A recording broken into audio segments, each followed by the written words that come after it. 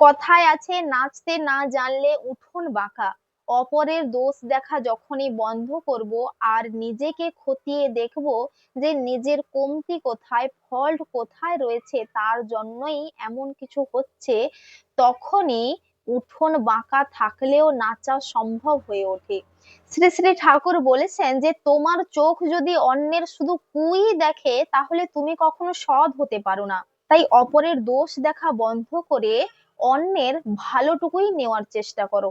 তাহলে তুমি ভালো দেখতে দেখতে তোমার চোখও ভালো হয়ে পড়বে, তোমার মনও ভালো হয়ে পড়বে, এবং তুমিও সৎ এবং ভালো হয়ে উঠবে। শ্রীকৃষ্ণ বলছেন, আমি কি করছি সেটা তুমি করো না, আমি কি বলছি সেটাই তুমি করো। কিন্তু শ্রী শ্রী ঠাকুর বললেন যে আমি যা করছি সেটাই তুমি করো। তোমার ভাবা, বলা আর করার মধ্যে যদি মিল থাকে, তবেই তুমি সার্থকতা পাবে।